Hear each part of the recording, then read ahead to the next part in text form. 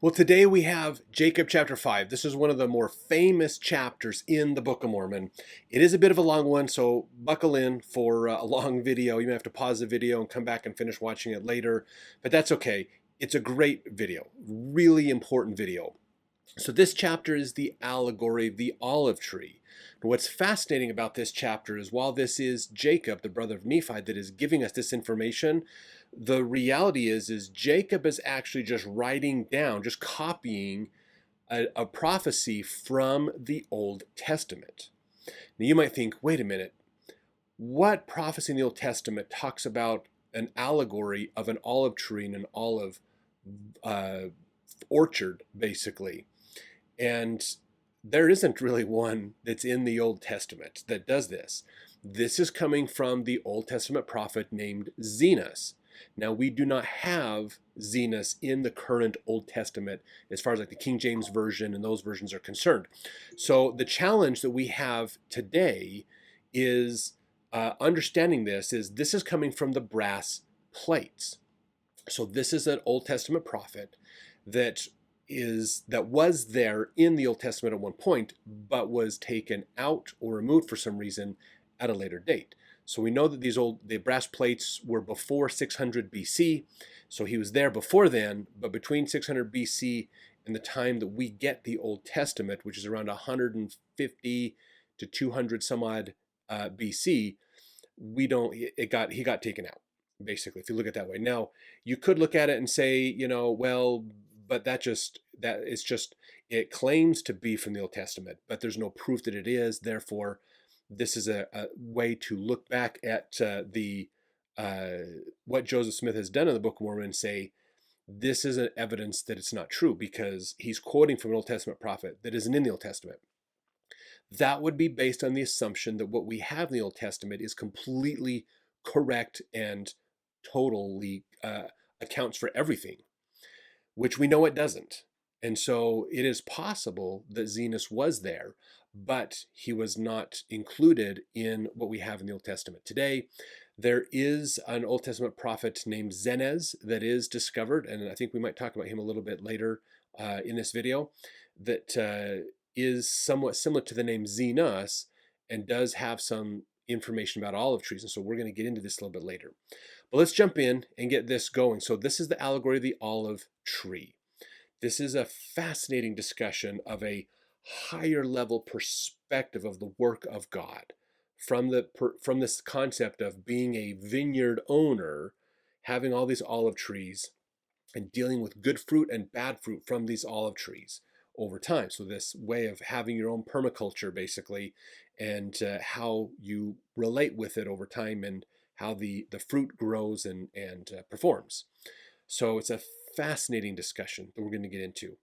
Now, before we get into the words themselves, into the verses, Hugh Nibley actually had an interesting thought about this that I want to share with you now so that you can think about it as we read these verses. So Hugh Nibley said, readers of the Book of Mormon are puzzled by the long and repetitious 5th chapter of Jacob. I have heard speakers complain of its length and boredom. It is easily one of the most important discourses in the book, laying down with great clarity the justice of the preaching and the policy of distributing it throughout the world to those places where a fullness will be accepted. The Lord of the vineyard is willing to take his prized fruit to whatever patch of ground will receive it. He goes further than that. He makes every effort to make the precious trees flourish in every part of the globe where it proves at all possible. If it does not work in one place, he takes it to another. If that one turns back, he moves it. If things have improved in a former spot, he goes back to work on that. It is a policy of endless patience, training, adaptation, experimentation, cultivation, grafting, transplanting, fertilizing, watching, waiting, etc. The Lord instructed his disciples to follow his own practice when, this is Matthew 10:29, when they persecute you in this city, flee ye to another. Here we have a best case and a worst case. The best case is that the Gentiles repent and are taken in with the rest of the adopted house of Israel. It has happened both with the Nephites and the Jaredites, so we don't give up hope. The thrust of the message is that the Lord is leaving the door open to the very end. But there are disturbing undertones in the message which has the flavor of the rest of the Book of Mormon. Too much of human tragedy. But still, God is leaving the door open for us to the very end. The worst case is presented as a distinct possibility. It would not be there or be so powerfully emphasized, delivered by the specific command of the Father as the last and most emphatic message to the descendants of the Nephites and the Gentile successors on the land. So this is 3 Nephi 28. And woe be unto him that will not hearken unto the words of Jesus, and also to them whom he hath chosen and sent among them. It would be better for them if they had not been born. So ends the message. That's them after Jesus comes and visits the people in the Americas. Basically, we're going to get to in a few more books. No matter which way things go, as I tell myself repeatedly, the admonition of Mormon to his son holds to the very end, delivered as it was after all was lost. And now, my beloved son, notwithstanding their hardness, let us labor diligently. For if we should cease to labor, we should be brought under condemnation. For we have a labor to perform, whilst in this tabernacle of clay, that we may conquer the enemy of all righteousness, and rest our souls in the kingdom of God. It's Moroni 9:6. Whether we are spreading the gospel from a permanent center or transplanting it to a more fertile soil, it is all the same work. There is nothing said about taking the gospel away from the earth. On the contrary, we are told it is now restored for the last time, but with the fullness, it is another matter. So that's out of his book, Brother Brigham Challenges the Saints. Really good idea of understanding the allegory of the olive tree. The vineyard basically is about God bringing his gospel message to groups of people. So long as they adopt that message, they have the good fruit. If they later generations basically stop following God, then they have bad fruit. And so God tries to work with that tree to nurture it, to improve it, to encourage it. That's that Elder Kieran talks about the relentless pursuit of us that God has. That's what he's talking about here, is that nurturing and pruning and fertilizing and getting it ready and doing the best he can to help that tree produce good fruit. If the tree won't produce good fruit, then he takes the branches that have the good fruit and move it to another tree and graft it in to encourage more good fruit in another part of his vineyard. So we could see in this the idea of the gospel going to the Jews first, then over to the Gentiles later, and then back to the Jews. The first shall be last, last shall be first philosophy is played out in this allegory. It's a wonderful allegory. Jesus himself in the book of 3 Nephi, when he's teaching the people, I think it was chapter 13 or 14, but anyways, as he's teaching them, he actually is talking about other sheep he must go to, and when the Gentiles accept the gospel, they'll bring it to the Jews. He is laying out in specifics how the gospel is going to move in the last days, which is basically he's explaining this metaphor without saying he's explaining this metaphor. So we can compare those verses to those chapters to this chapter to gain a better understanding of how God's plan is moving forward and what roles we might play in helping with that. So let's get in and get started here. Verse 1, Behold, my brethren, do ye not remember to have read the words of the prophet Zenos, which he spake unto the house of Israel, saying? So now he's going to get into this long discussion on quoting what Zenos has said. Before we jump into that real quick, Joseph Fielding Smith encouraged us to actually ponder the depths of this chapter in his Answers to Gospel Questions book. He said, the parable of Zenos, recorded by Jacob in chapter 5 of his book, is one of the greatest parables ever recorded. This parable, in and of itself, stamps the Book of Mormon with convincing truth. No mortal man, without the inspiration of the Lord, could have written such a parable. It is a pity that too many of those who read the Book of Mormon pass over and slight the truths which it conveys in relation to the history, scattering, and final gathering of Israel. So this is a powerful chapter. This is not one to skip. This is one to pay attention to because it directly impacts us in the last days and what is happening in the world around us and what is going to be happening in our future. We are actively in this situation, so this is vital for us to understand.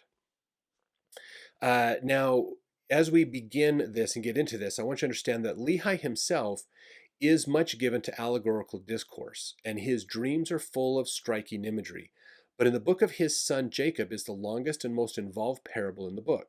It has to do with repeated visits of the Lord of an estate to his vineyard, and reminds us that Decimin showed that the parousia of a governor or estate owner, a term employed in New Testament times and in the Apocrypha to describe the visits of the Lord to this earth, is not of Christian origin at all.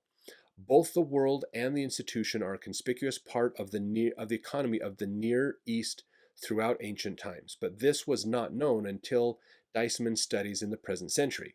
This is from the book, The Prophetic Book of Mormon by Hugh Nibley. So what that means basically is this idea of these elaborate allegories around olive trees and other things, and these concepts like Lehi's elaborate visions that he has and the things that he's talking about aren't unique to the Book of Mormon. They're actually steeped in traditions of the ancient Near East that we can even see happening in other ways that other research has been done on. So this is fascinating for two reasons. One is it positions the Book of Mormon as something that was heavily influenced by the ancient Near East, where Lehi and his family came from. And two, it tells us that because this research to understand these ideas of the ancient Near East didn't exist in Joseph's day, how in the world could he come up with these? And not just one. I mean, it's one thing to say, like the allegory of the olive tree, he did this one amazing allegory that actually worked out really well. But in the Book of Mormon, this happens numerous times with Lehi's visions, with Jacob's vision here, with other visions. So how could Joseph get that many visions right and follow actually ancient Near Eastern culture that wasn't fully discovered and understood until the 1900s? Another thing to think about when you think of what kind of work was this that Joseph Smith produced for us. Okay, let's talk about Zenos a little bit more. In the Book of Mormon Study Manual, it says Zenos was a Hebrew prophet whose writings appeared on the brass plates, but who is not mentioned in the Old Testament. He lived sometime after the prophet Abraham and before the prophet Isaiah. Now that's a big gap of time because Abraham was somewhere around, oh man, like 2200 BC time frame possibly, and Isaiah was like 700, 750 BC. So a big gap of time that he could have been in. Zenos is most particularly known because of his famous allegory of the olive tree. From this allegory, it is clear that he was a prophet and a seer. Now Hugh Nibley had a couple of things that he's found in antiquity to understand Zenos more. He is introduced in the Book of Mormon a number of times as a representative of the long line of messianic prophets who suffered persecution for his messianic teachings. He was no minor prophet. He's cited in the Book of Mormon more than any other prophet but Isaiah. Now, isn't that interesting? Hugh Nibley's found that when you look at Old Testament prophets that are quoted in the Book of Mormon, Isaiah is clearly a major player in that. Zenos is number two, a big player. He's cited, he's mentioned numerous times, more so than any other prophet of the Old Testament. That's really interesting. He goes on to say, the Book of Mormon prophet priest Jacob cites the prophet Zenos as the source of the allegory of the olive tree that he says in Jacob 5. The quotations of Zenos' prophecies throughout the Book of Mormon demonstrate that the writings of Zenos were popular among the Nephites. His words were likely present on the plates of brass that the family of Lehi possessed, although they are not found in the Old Testament today. How, one wonders, could an important prophet like Zenos, if he ever existed, have simply dropped out of sight without leaving a trace of himself in the Bible or anywhere else? This was the late BYU professor Hugh Nibley's question in 1967 regarding the lack of direct reference to Zenos outside the Book of Mormon. Nibley's response to this mystery was to attempt to connect Zenos to a similarly named figure found in some ancient Jewish religious texts. Nibley began with a text called Biblical Antiquities, attributed to an unknown author. Pseudo-Philo is who they think it is, but they don't know who really that is. Antiquities was written around the time of Christ. It likely contains considerably older biblical material. Biblical Antiquities gives a history of the Jews from the creation to the destruction of Jerusalem. It includes stories about a great prophet leader named Cenez, C-E-N-E-Z.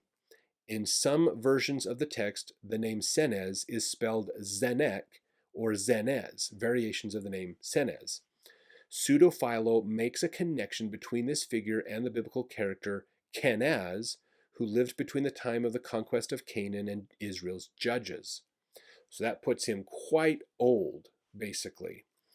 This identifies Senez as the first judge over Israel and attributes him many words and deeds. Nibley determined that by comparing the words and deeds of Senez in biblical antiquities to Zenos in the Book of Mormon, some interesting parallels might emerge. In 1994, BYU professor John W. Welch developed and highlighted these comparisons in his article, The Last Words of Senez and the Book of Mormon. The following chart outlines several of the principal similarities. Pseudo-Philo's story of Senez, Jacob 4 and 6 Senez gave a farewell speech to an assembly when it was near for him to die. Jacob's farewell speech was addressed to an assembly evidently near to his death. Senez revealed to the people what the Lord had shown him he would do in the last days. Jacob prophesied that the Lord would do when he set his hand the second time to recover his people, even the last time. Senez shared the words of his father in order to encourage Israel to stay in the paths of the Lord. Jacob retold the words of Zenos about the allegory of the olive tree to encourage his people to continue in the way which is narrow. The revelation to Senez's father included the notions of the Lord toiling on behalf of Israel, planting a great vineyard, and taking care of a chosen plant.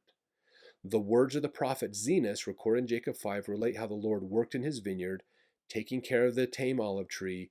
Senez's father was told that despite the Lord's work, Israel would become corrupt. In the allegory of the olive tree, the Lord is dismayed by the decaying of the tree and corruption of the fruit.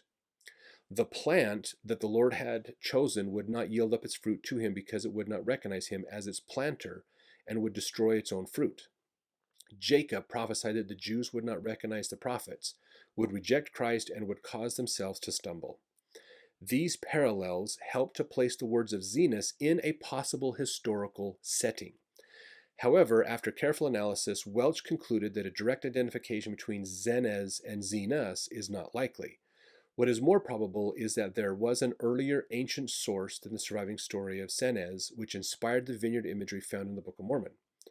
Interestingly, David Rolfe Seeley and John Welch go on to argue for the existence of a common ancient source standing behind the olive tree vineyard imagery that is found in many places in the Old Testament.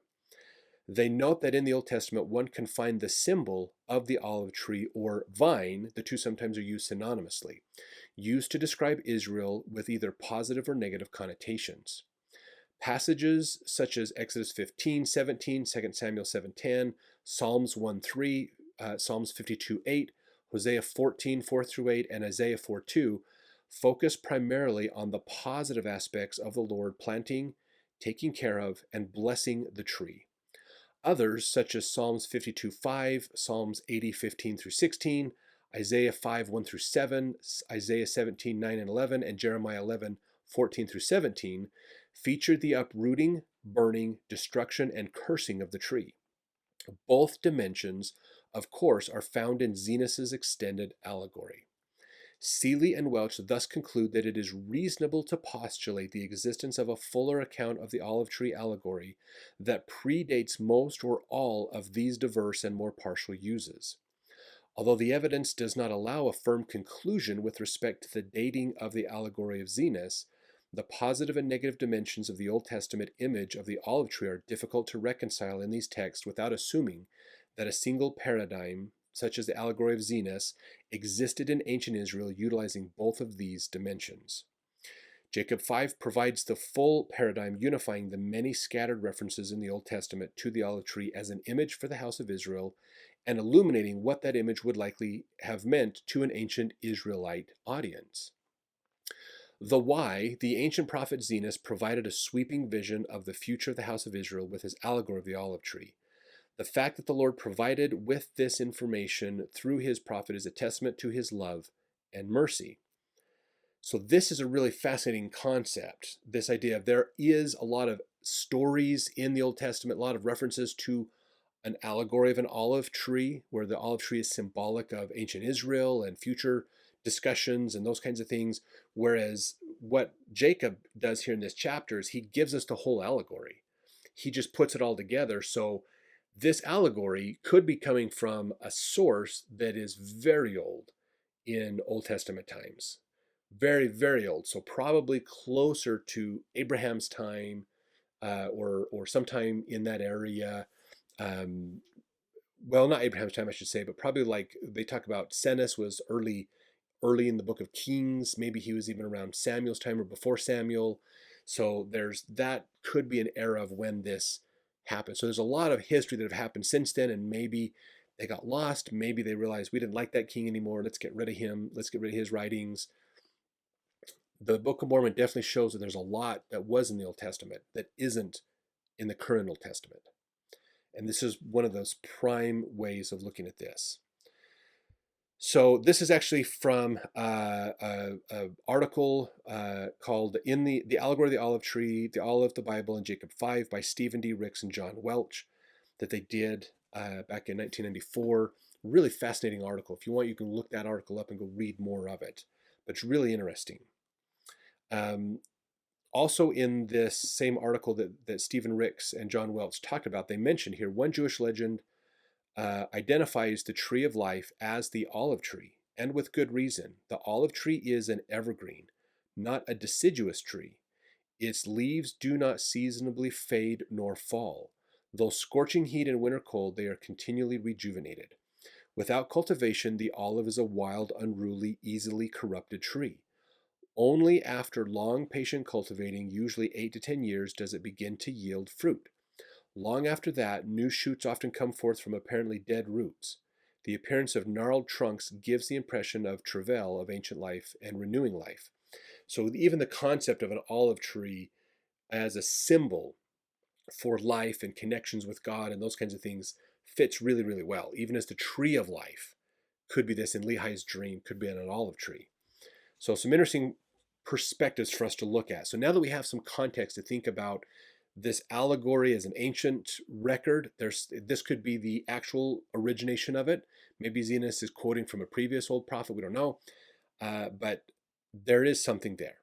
There is a thread of this through the Old Testament that we can see that there's got to be an earlier source. And this might be the source that Jacob's giving us. But this also gives us not just historical value, but also realizing the allegorical value of looking at the metaphor of this olive vineyard and what that means for God's work. So let's get in and start reading what Zenos has written. Verse 2, "Hearken, O ye house of Israel, and hear the words of me, a prophet of the Lord." So this is Zenos.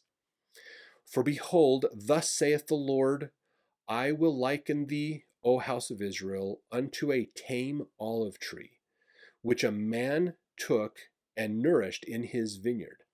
And it grew and waxed old and began to decay." So this is where we see, again, this concept in here of this allegory. We see this is the house of Israel, is this tree. And it was a good tree, but it's starting to decay and fall apart and turn into a bad tree. So this is the vineyard we could see as the world. Okay, the land is the world, the vineyard are these other places where this fruit can come from, other groups of people in the world.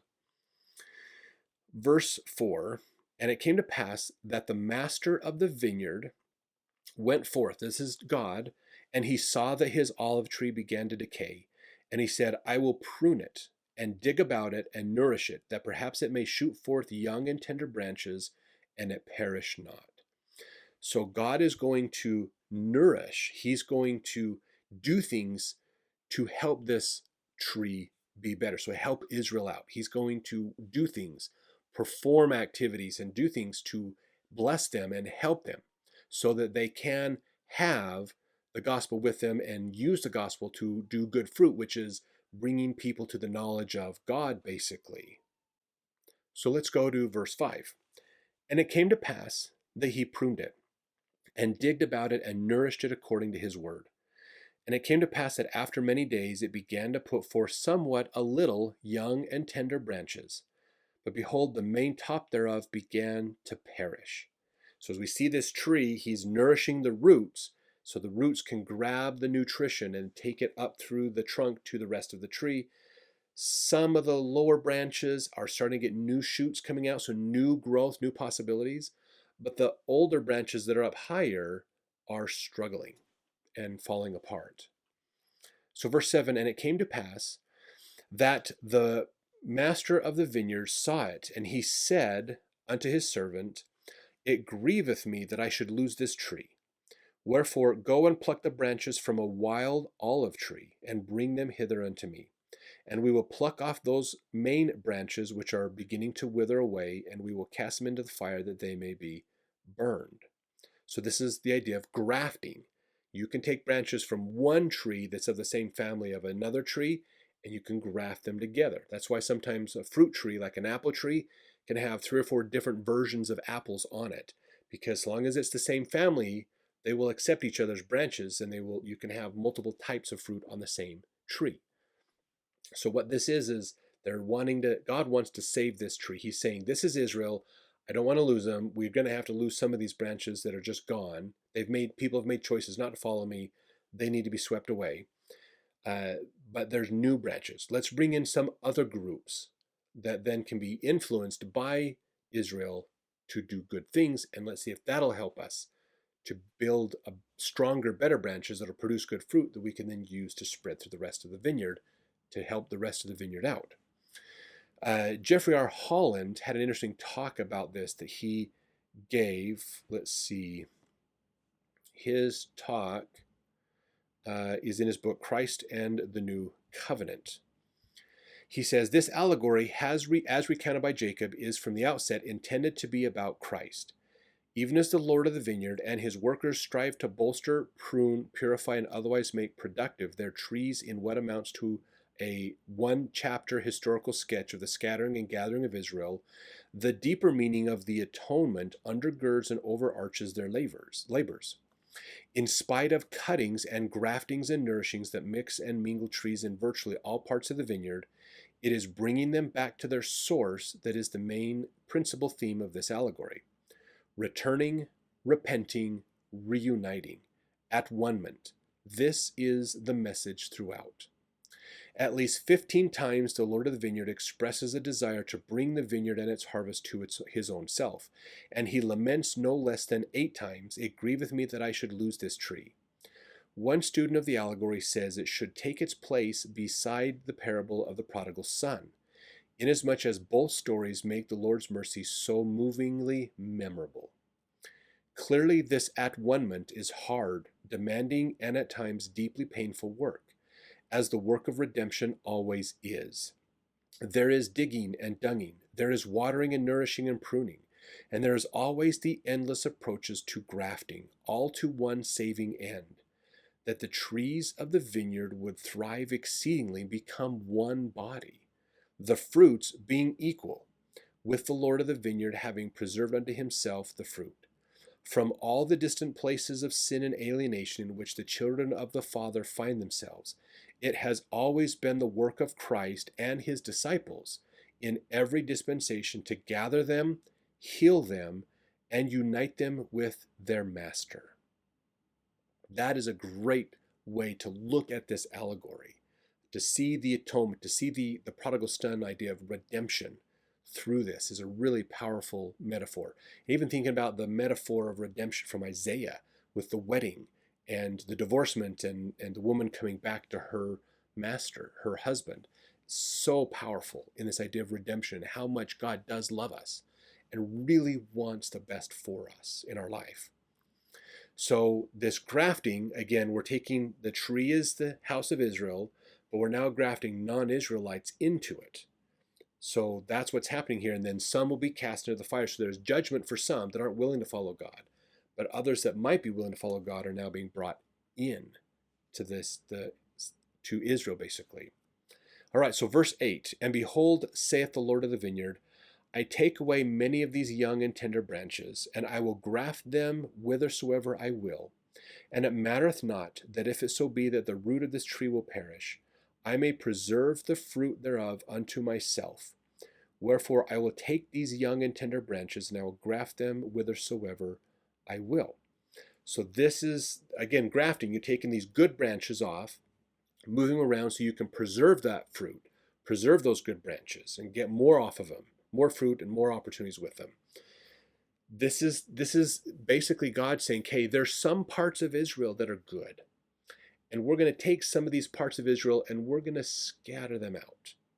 This is the scattering of Israel. Some of them are scattered because of their wickedness. Some are actually scattered, though, from this because they're righteous. Think of Lehi and his family as one of those little tender branches being moved off to the side, basically. President Joseph Fielding Smith taught that in that parable, the olive tree is the house of Israel, and its native land, it began to die. So the Lord took branches like the Nephites, like the lost tribes, like others that the Lord led off that we do not know anything about to other parts of the earth. He planted them all over his vineyard, which is the world. So now there's this moving out. So maybe there's scriptures from other groups that we don't have yet to show that they were led by God to other nations and other groups. That's a fascinating point for us to always think about. There's always that possibility that there's more scripture out there, that there are ancient religions, there's ancient writings that maybe have come from God that we need to be paying attention to. There might be something there worth looking at. So let's not discount other religions, especially if they are of ancient origin, because maybe there's some value in them. There's something there, there's truth for us to understand. So he's grafting them out, and he says, I don't care if the root dies, basically. That's, if the original ancient Israel dies, that's unfortunate, but I'm going to preserve the fruit anyways. I'm going to make this work out where we have a righteous people to work with. Verse 9, take thou the branches of the wild olive tree and graft them in the stead thereof. And these which I have plucked off I will cast into the fire and burn them, that they may not cumber the ground of my vineyard. So some of the wild ones are being brought in. Some of the good tender ones are being moved out to be preserved. And then the dead branches are being cut out and burned. Judgment, basically, against them. Verse 10, and it came to pass that the servant of the Lord of the vineyard did according to the word of the Lord of the vineyard, and grafted in the branches of the wild olive tree. And the Lord of the vineyard caused that it should be digged about, and pruned, and nourished, saying unto his servant, it grieveth me that I should lose this tree. Wherefore that perhaps I might preserve the roots thereof, that they perish not, that I might preserve them unto myself, I have done this thing. So he's saying, I prefer not to lose the roots of this tree.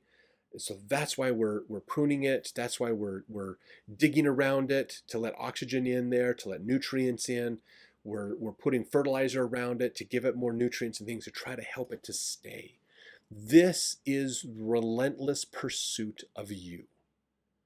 That's what this is. This is God trying everything he can to reach out to you, to help you to come back to live with him again.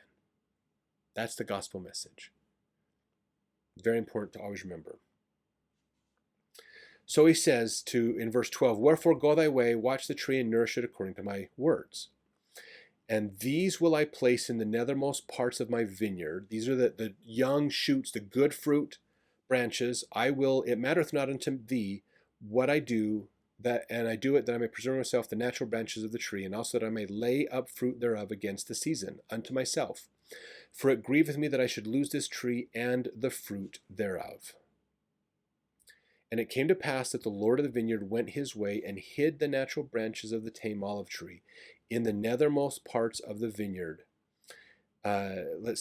Some in one, some in another, according to his will and pleasure. So he's putting these around where he'd like them to go. And he's not telling the servant where they're going in the vineyard. He's doing this himself to oversee that they get put in good places where that fruit can continue to grow and thrive. And then eventually maybe he can bring them back to reform the original tree.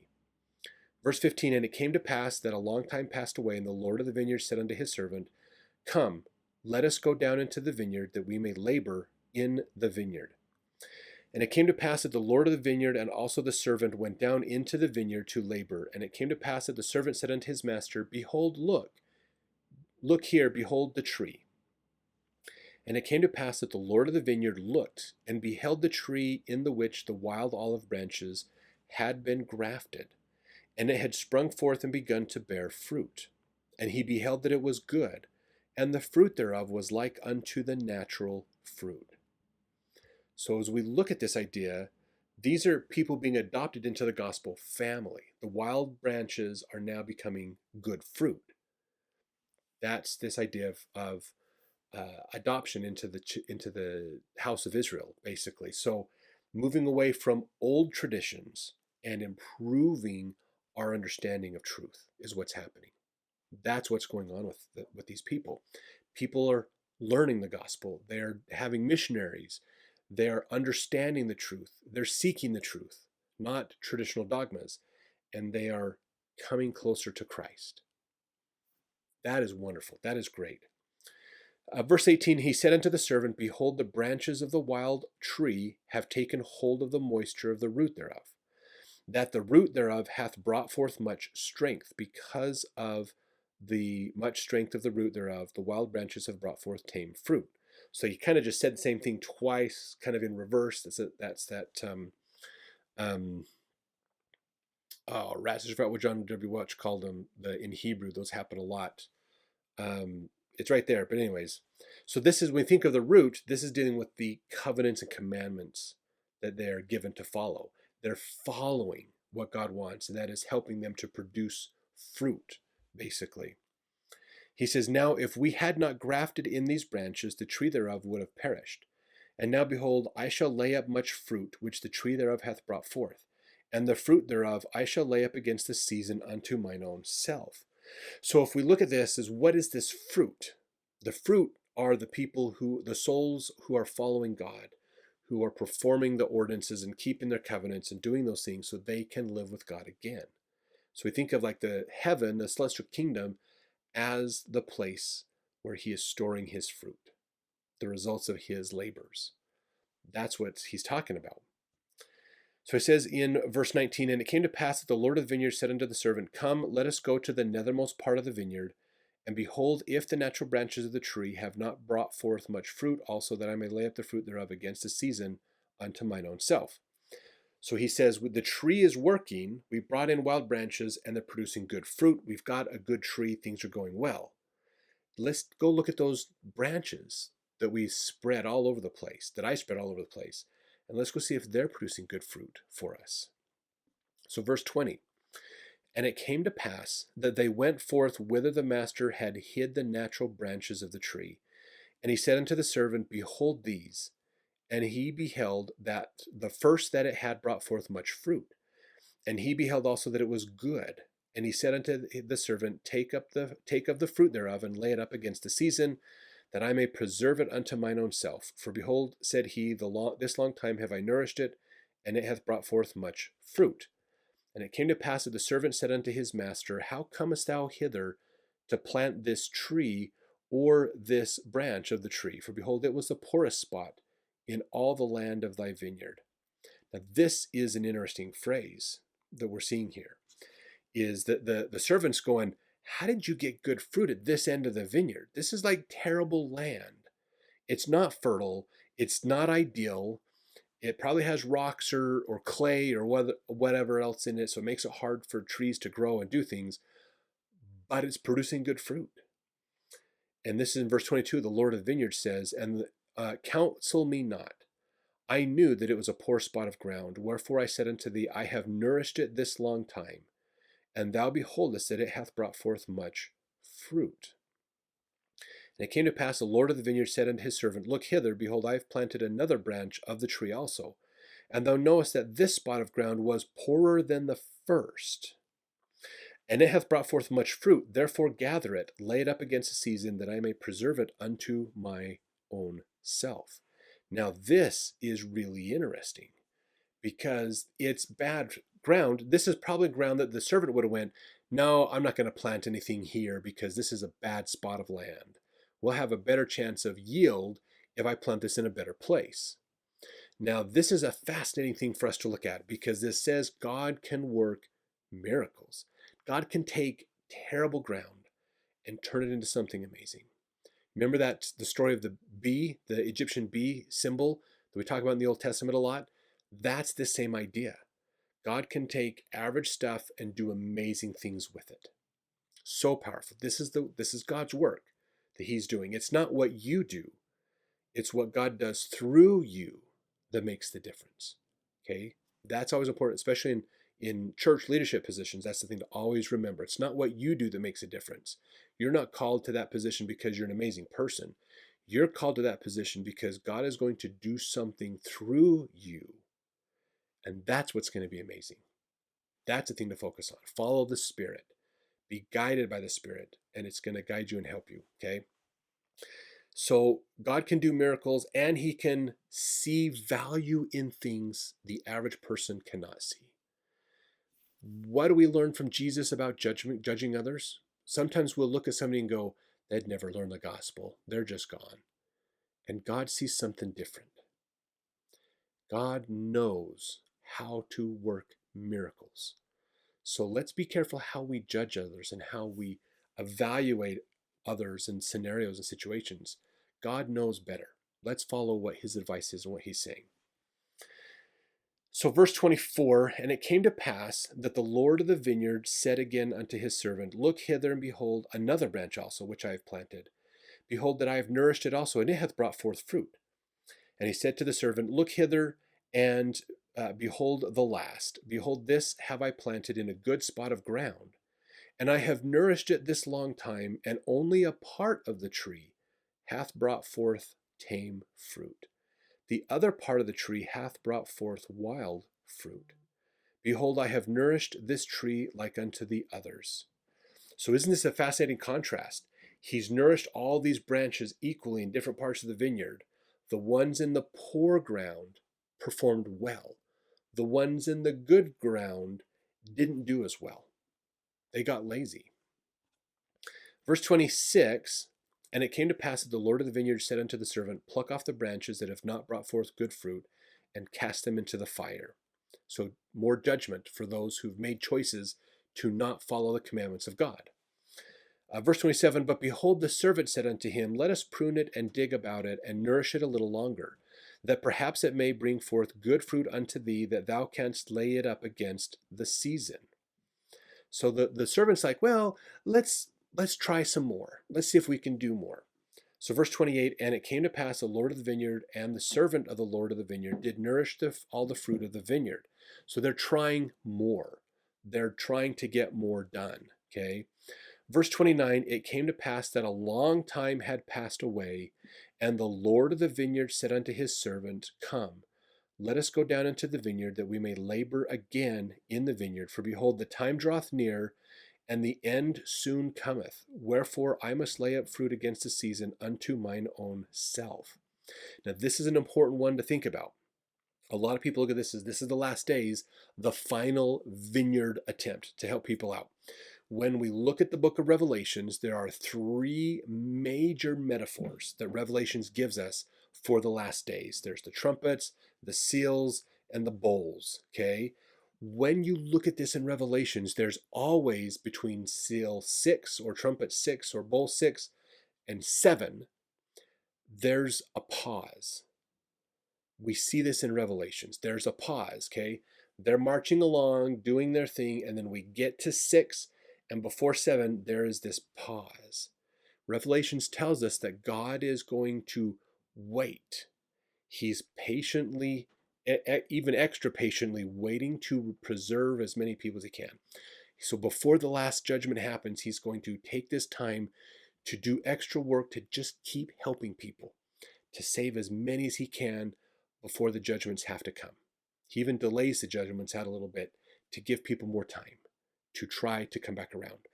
That's the period we're living in. If you look at how Revelation's worked out, that's exactly what verse 29 is talking about. We're going back in, we're going to spend extra time before the end comes, and we're going to try to save as much as we can. That's this. Hopefully you can see these parallels that are showing up here. So verse 30, and it came to pass that the Lord of the vineyard and the servant went down into the vineyard, and they came to the tree whose natural branches had been broken off, and the wild branches had been grafted in, and behold, all sorts of fruit did cumber the tree. So we have this mixed results going on. Some believers, some non-believers. They're all mixed together.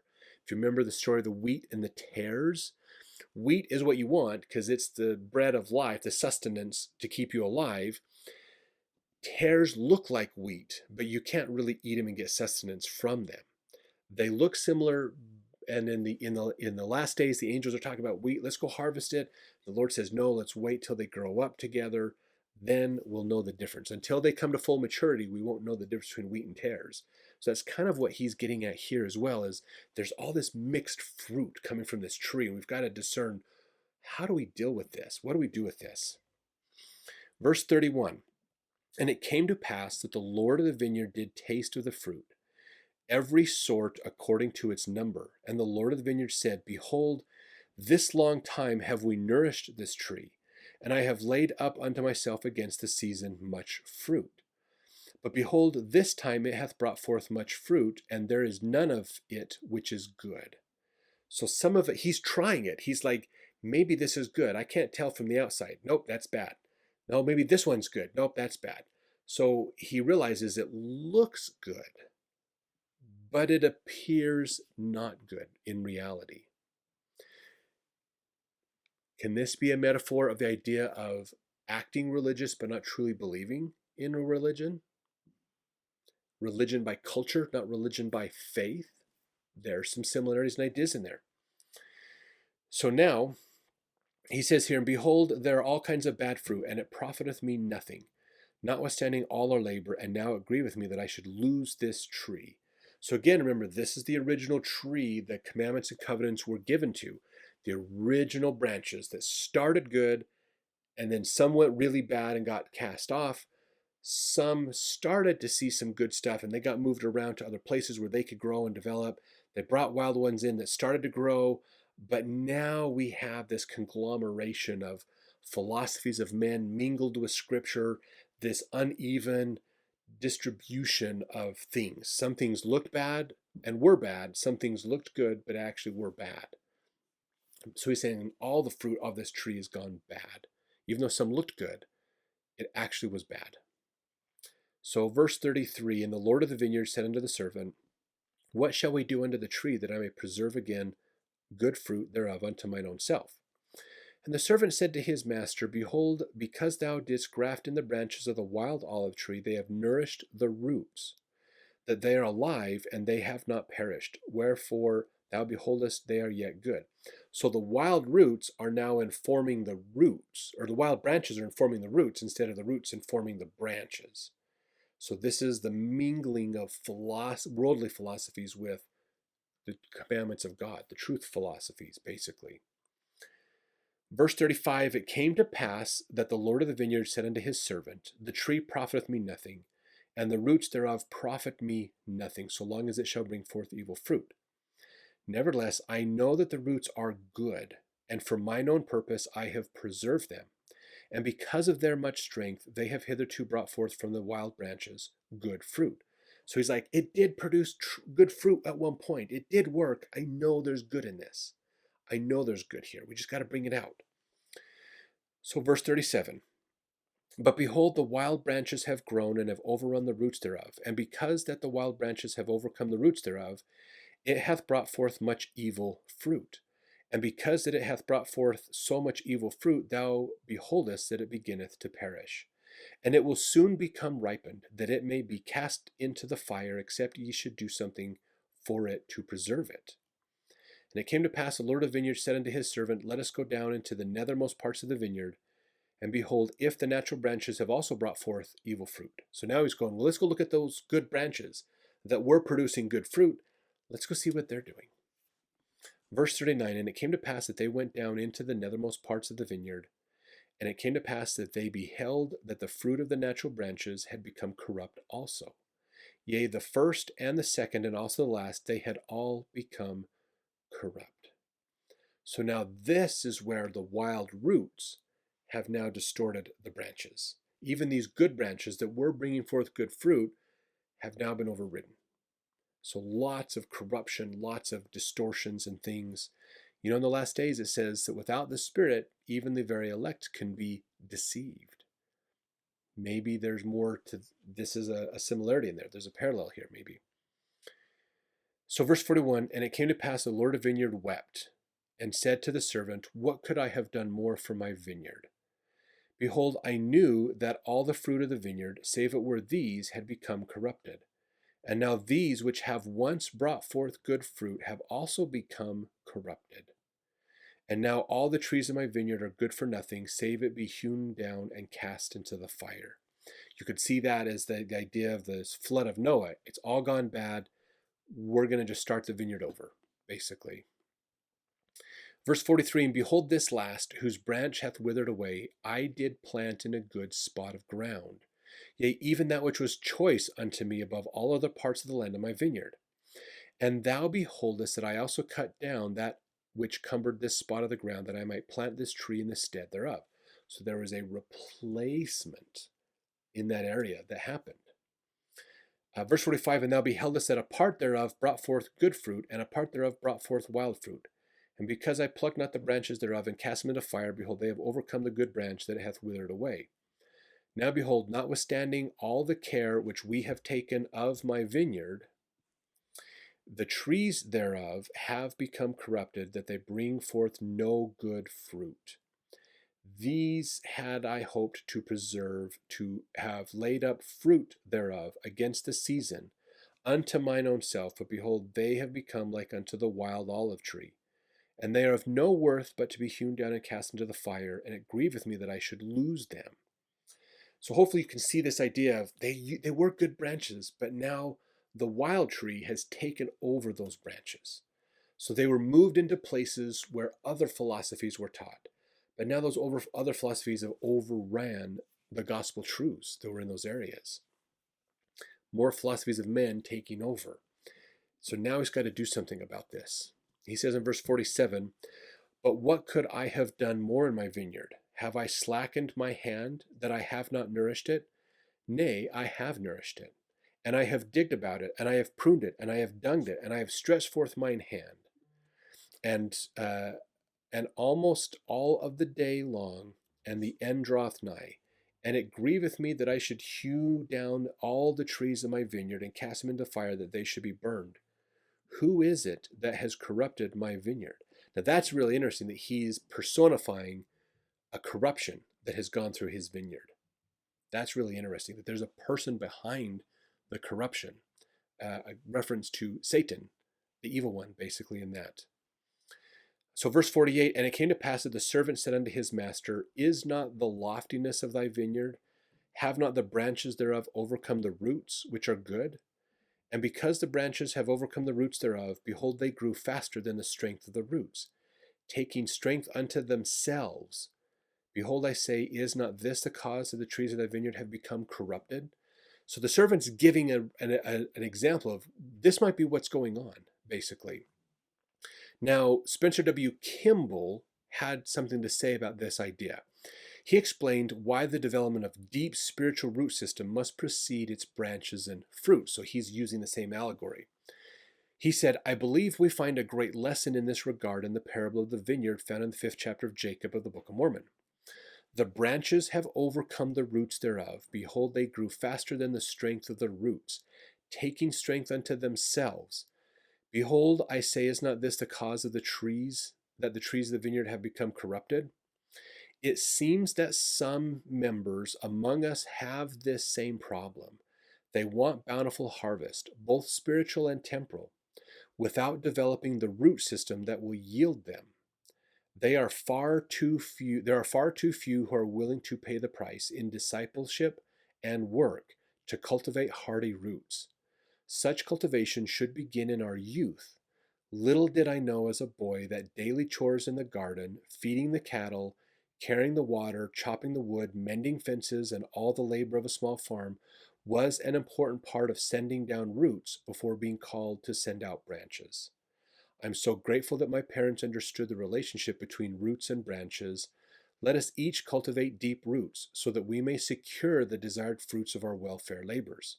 That was in conference of October of 1978 that he gave that talk. So think about this. If we want good branches, if we want we can use this as a metaphor for parenthood, really. If we want our children to be well-adjusted adults, then we need to think about what are the things to do to help the roots to grow firm and deep in the ground. What are the experiences that we can encourage our kids to have that'll help build confidence in themselves, that'll help build them up so that they know they can handle challenges and can do hard things? That means giving them challenges in life. That means helping them to have confidence in themselves, trusting their decisions. Us as parents have to put trust in them. If we believe that the child will do great, the child is more likely to do great, not because they believe in themselves, but because they believe in you as the parent and you believe in them. And vicariously, they will then believe in themselves. This is what he's talking about here. From a spiritual standpoint, this means we should be encouraging ourselves to learn, encouraging ourselves to understand really what is this gospel, to have a testimony of ourselves, to not just act religious, but to truly believe it, to truly study it and understand it, to not be afraid of learning the truth, even if it's going to be uncomfortable for us to learn it. That's what President Kimball's talking about, and that's what this parable is getting at. We need to establish deeper roots. Okay, now here's the interesting thing to think about. From the tree's perspective, okay, it's growing in the ground. Somebody comes along and starts digging up the dirt around it. That's loosening the dirt around it. Now, to the tree, that might look at, wait a minute, you're making it harder for me. You're shaking up the ground around me. You're stirring it up. You're causing problems where I thought I was established. And what does that do? That gives them nourishment to become better established. More water can get to the roots instead of run off the top of the surface. More air and oxygen can get down there. More nutrients and vitamins and things can get down in there. So by disturbing the ground around it, which the tree thought was great, it actually improves it. So the tree might have panicked going, you're stirring it up. You're loosening the ground around me, which is making me less established. But you were doing it to help you go deeper, to get better established. Okay. When they graft it, they prune it, they pull the branches off. The tree could be freaking out, going, why are you cutting me back? Why are you limiting my growth? And it's because the Lord of the vineyard wants to focus your growth in good ways. So putting dung around it, that's the fertilizer. Dung is, animal feces, basically. The tree could look at this and go, why are you piling crap around me? It's because it's going to help you. So the tree may look at this and think, the Lord of the vineyard is crazy and doesn't know what he's doing, and he's destroying opportunities for me. Whereas the Lord of the vineyard is saying, no, I'm wanting to help you. You're good now, but let's make it better. And by giving you these challenges, by giving you these necessities that are going to force you to grow deeper, to get stronger, are going to make you better. That's what's going on here. That's why we have challenges. This is a faith crisis. This is learning things to help us to understand, are we really willing to seek the truth, or are we going to stick to the dogmas that we believe in? Even if you're an active member of the church, you have to realize that sometimes you're going to come across something, whether that's a new member that moves into your ward that has a very different philosophy of life or politics than you, whether it's learning church history or understanding other religions or other ideas. You're going to have your own beliefs challenged. And then you have to decide, is what I believe actually true, or is it only partially true? Maybe there's more I need to learn. Maybe I have tradition confused with truth. And I need to be willing to get rid of traditions that are not true so I can have more truth. This is the nourishment that God is giving us. This is why studying the scriptures are important. And sometimes you learn things that are going to challenge that because we're looking for the truth, not following a tradition. Most of the time when humans learn something, we have this tendency to believe it, and then we spend the rest of our lives defending what we've learned. We never take the moment to ask ourselves, maybe what I've learned isn't 100% the truth. Maybe there's more for me to learn. Maybe what I've learned isn't completely all the way there, and I need to adopt and adapt to it so that I can learn more truth.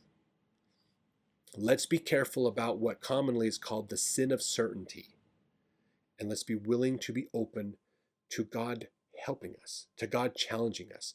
He gives us callings to challenge us. He gives us opportunities to serve others, to challenge us. This is what he's wanting to do. This is what this allegory is talking about for our lives. Let's realize that challenges are okay. Life isn't about having it all easy and going well. That is a false tradition. Life is work. Life is hard. Life is about choosing God over pain, choosing God over everything else. That's what this is getting at. So let's continue to move on here. Okay, verse 49. And it came to pass that the Lord of the vineyard said unto the servant, Let us go and hew down the trees of the vineyard and cast them into the fire, that they shall not cumber the ground of my vineyard. For I have done all. What could I have done more for my vineyard? So this is like, we're just going to start over. We're just going to get rid of it and do more. Verse 50, behold, the servant said unto the Lord of the vineyard, Spare it a little longer. And the Lord said, Yea, I will spare it a little longer, for it grieveth me that I should lose the trees of my vineyard. So again, this is that intermediary period we talked about. There's this delay of judgment, having more patience and love for the people. So verse 52, Wherefore let us take the branches of these which I have planted in the nethermost parts of my vineyard, and let us graft them into the tree from whence they came. Let us pluck from the tree those branches whose fruit is most bitter, and graft in the natural branches of the tree in the stead thereof. A return of the branches to the original tree, to see if we can get the good fruit to come back. Gathering of Israel is during this period of delay of judgment. Hopefully you can see that in there. This is correlating with Revelations. Verse 53, And I will do that the tree may not, this will I do that the tree may not perish, that perhaps I may preserve unto myself the roots thereof for mine own purpose. So again, it's pulling those together for us. It's bringing all this in. So verse 54, And behold, the roots of the natural branches of the tree, which I planted whithersoever I would, are yet alive. Wherefore, that I may preserve them also for mine own purpose, I will take of the branches of this tree, and I will graft them in unto them. Yea, I will graft in unto them the branches of their mother tree, that I may preserve the roots also unto mine own self, that when they shall be sufficiently strong, perhaps they may bring forth good fruit unto me, and I may yet have glory in the fruit of my vineyard. And it came to pass that they took from the natural tree which had become wild, and grafted in unto the natural trees which also had become wild. And they also took of the natural trees which had become wild, and grafted into their mother tree. Now that's fascinating to use a feminine term there, the mother tree. Women are often seen in history as the nourishers, as the originators of the value and opportunities. The mother tree. You had good fruit, you left, now it's time to come back. This is important. Do women play an important role in returning, in restoring truth? Yeah, absolutely. The nourishment of truth. Verse 57, And the Lord of the vineyard said unto the servant, Pluck not the wild branches from the trees, save it be those which are most bitter, and in them ye shall graft according to that which I have said. So here's what's interesting. He's saying, okay, we're going to take the good branches that we spread around, we're going to bring them back to the mother tree. The branches that were the wild ones, don't get rid of them unless they've gone really, really bad. Get rid of those really, really bad ones. Those ones who have made their choice and justice is all there is for them. They're not willing to change.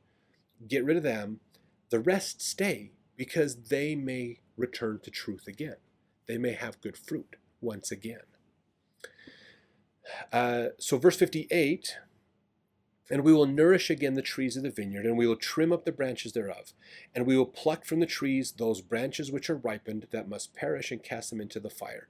So again, from the tree's perspective, they're disrupting my normal routines and habits and doing things. But it's going to make you better and stronger. Let's not get lazy with the gospel. Let's keep improving our understanding of the gospel. Let's accept the challenges God gives us. Verse 59, and this I do, that perhaps the roots thereof may take strength because of their goodness and because of the change of the branches, that the good may overcome the evil. So let's convert them back. Let's help them understand, here's the part you need to let go of, and here's the truth. Let's help you delineate that out to get rid of the wickedness and have the truth and bring you back. So verse 60, and because that I have preserved the natural branches and the roots thereof, that I have grafted in the natural branches again into their mother tree, and have preserved the roots of their mother tree, that perhaps the trees of my vineyard may bring forth again good fruit, that I may have joy again in the fruit of my vineyard, and perhaps that I may rejoice exceedingly that I have preserved the roots and the branches of the first fruit. So again, bringing it all back in, the gathering of Israel, bringing them in. When we gather Israel together, then we'll have the righteous together, the wicked separated. We can take care of God will take care of the wicked with judgment. The righteous he will preserve. This is last day stuff, folks. So verse 61, wherefore go to and call servants, that we may labor diligently with our might in the vineyard, that we may prepare the way, that I may bring forth again the natural fruit, which natural fruit is good and the most precious above all other fruit. So now he's saying it's more than just you and me. Let's call other people in to do this. This is the missionary work. This is the expansion of the gospel. Get other people involved to help us in spreading this. Now remember, this is still that intermediary period where judgments should have been passed on the people, but they're being delayed so that there's a chance of saving as many as they can. That's the period we're in, between the sixth and seventh seal type period, if you're putting it in Revelation's terms. So verse 62, wherefore let us go to and labor with our might this last time. For behold, the end draweth nigh, and this is for the last time that I shall prune my vineyard. Graft in the branches, begin at the last, that they may be first, and the first may be last. There's the quote. There's the quote. Remember, the Jews got the gospel first. The house of Israel had the gospel first, and then they went wild. And then the Gentiles who were wild got the gospel, and they became good for a time, and then lost it. And now we are bringing it all back to the original tree, bringing it back to the house of Israel to reestablish them, the gathering. Hopefully you see these major themes we talk about in the end of world type prophecies and revelations and stuff. It's all coming together in this. Verse 64, wherefore dig about them, and I didn't read the rest of verse 63, and dig about the trees, both old and young, the first and the last and the first, that all may be nourished once again for the last time. Wherefore dig about them, and prune them, and dung them once more for the last time. For the end draweth nigh, and if it be so that these last grafts shall grow, and bring forth the natural fruit, then shall ye prepare the way for them, that they may grow. And as they begin to grow, ye shall clear away the branches which bring forth bitter fruit, according to the strength of the good and the size thereof. And ye shall not clear away the bad thereof all at once, lest the roots thereof should be too strong for the graft, and the graft thereof shall perish, and I lose the trees of my vineyard. So we're going to provide a better environment for the truth to grow, but we're not going to get rid of all the wickedness all at once. We need to do this in stages, slowly, surgically, carefully, to help the gospel to spread, to help more people grow. In section 87 of the Doctrine and Covenants, it talks about that's a section that's usually known about the war section. It talks about wars of, some people interpret this to say there's wars of preparation, which are the wars that change governments so that the gospel and religious freedom can spread. Then there's wars of destruction, which is the opposite. They're going to be wars where everybody gets wiped out, lots of destruction, nations collapse and fall. We're not there yet. We haven't hit that part yet. That's the judgment days. We're in this intermediary period of God's grace, God's patience and love to relentlessly pursue you, to follow him again, to come back to him, to be the good fruit that he wants. So it says here, verse 66, for it grieveth me that I should lose the trees of my vineyard, wherefore ye shall clear away the bad, according as the good shall grow. The bad is cleared as the good shall grow. The good growth is the determining factor in eliminating the bad. Wickedness isn't destroyed because God destroys it. Wickedness is destroyed because good increases. That's us. We have to be doing that. President, who was it? Uchtdorf said, Elder Uchtdorf, I should say, not president, he's not in the first presidency anymore. Elder Uchtdorf once said that the single biggest reason that God has not come yet is because he's waiting for the righteous to become more righteous. That's the same parallel. We can see this interpretation here in verse 66, that we need the good to grow so that we know it'll be there, then we can get rid of the bad. The bad goes away because the good gets stronger. That is our efforts to get stronger. We're not sitting around waiting for God to eliminate the bad. We grow by improving ourselves. And as we grow, the bad will be eliminated on its own. It'll get taken care of. We don't have to worry about that part. We focus on growing good fruit. And he says here, wherefore ye shall clear away the bad, according as the good shall grow, that the root and the top may be equal in strength, until the good shall overcome the bad, and the bad be hewn down and cast into the fire, that they cumber not the ground of my vineyard, and thus will I sweep away the bad out of my vineyard. This concept of we just have to be righteous and then wait for God to wipe out the wicked, and then it's going to be a lot better, is a Christian philosophy that isn't 100% correct. God is waiting for us to be righteous, to be more righteous, to spread that righteousness, to grow the righteousness, to choke out the wickedness. It's the righteousness that's going to do the work. That's what we need to be working on. It's an active participation from all of us that we need to be focusing on and doing more of. So verse 67, and the branches of the natural tree will I graft in again into the natural tree. It's the gathering of Israel. And the branches of the natural tree will I graft into the natural branches of the tree. Thus will I bring them together again, that they shall bring forth the natural fruit, and they shall be one. And the bad shall be cast away, yea, even out of all the land of my vineyard. For behold, only this once will I prune my vineyard. So this is talking about the idea of getting rid of the wicked eventually. But it's after we've got the good going really well that the wickedness is gone. So the wheat and the tares have grown up. We now know who's who. Now we've separated them out. That's this idea. So you think of Matthew chapter 24 as a part of that. That's what this is getting at. This is not the rapture, meaning the wicked are left and the good are taken up. This is the good are left and the wicked are eliminated. Basically, rapture is an 1800s concept, not an original concept back into the early centuries. Verse 17, it came to pass that the Lord of the vineyard sent his servant, and the servant went and did as the Lord had commanded him, and brought other servants, and they were few. So not everybody who was encouraged to do it came to do it. Many are called, few are chosen. Why? Because they are blinded by the craftiness of this world to believe that this world's more important than doing the work of God. That's interesting right there by itself. So verse 71, and the Lord of the vineyard said unto them, go to and labor in the vineyard with your might.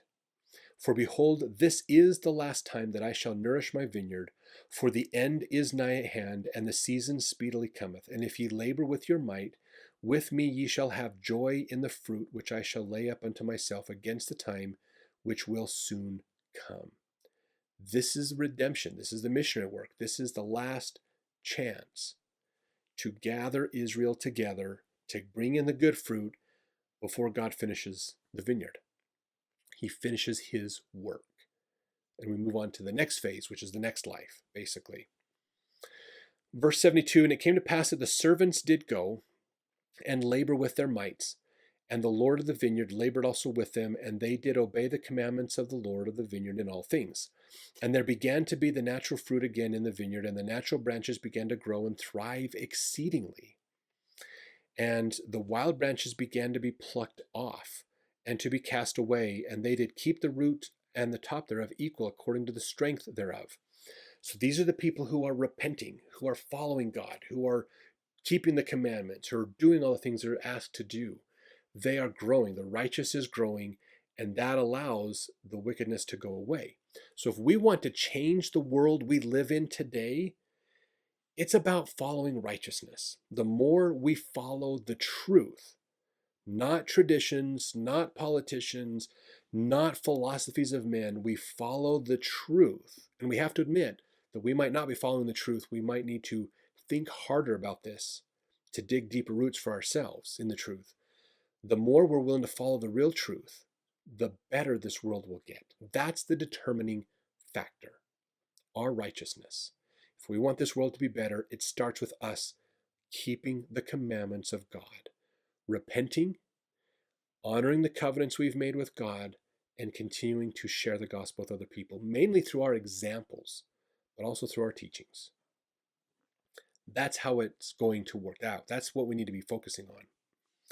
Verse 74, and thus they labored with all diligence, according to the commandments of the Lord of the vineyard, even until the bad had been cast away out of the vineyard, and the Lord had preserved unto himself, that the trees had become again the natural fruit, and they became like unto one body, and the fruits were equal, and the Lord of the vineyard had preserved unto himself the natural fruit, which was most precious from him from the beginning. It's all come together. It's equal. It is all put together, good fruit, and it has superseded the wickedness. How does Satan be locked up? How does Satan have no power in the millennium? It is because the righteousness of the people will not allow him to have any power. That's how it works. It's the righteousness that needs to happen. We're not sitting around waiting for a clock to tick by and God to go, oh, it's time, go wipe out the wicked.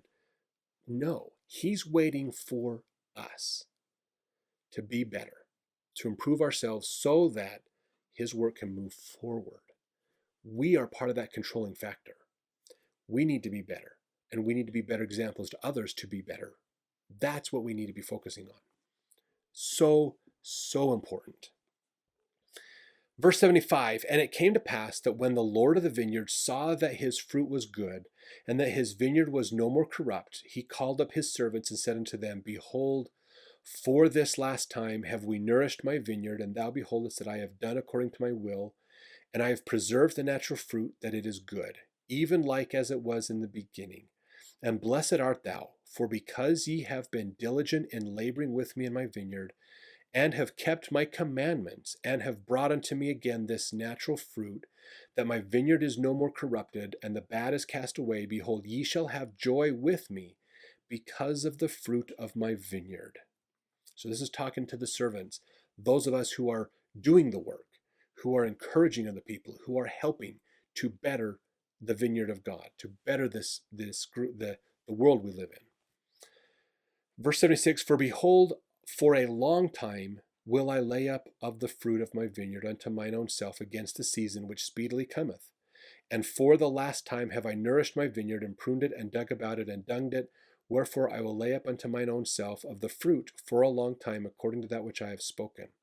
And when the time cometh that the evil fruit shall again come into my vineyard, then will I cause the good and the bad to be gathered. And the good will I preserve unto myself, and the bad will I cast away into its own place. And then cometh the season and the end, and my vineyard I will cause to be burned with fire. Verse 77 is at the end of the millennium. If you want to understand this more, go read 4th Nephi in the Book of Mormon. We're not there yet. We're going to get there soon. But here's what's fascinating. Evil will come again. After all this time, after all this effort, evil will still come again. So verse 76 is kind of the millennium. Verse 77 is at the end of the millennium, wickedness will come back. Now let's remember, what got rid of wickedness the first time? Righteousness got rid of wickedness. Wickedness lost power because righteousness became the main choice that people made. So how is that going to change at the end of the millennium? Righteousness will get lazy and wickedness will creep back in.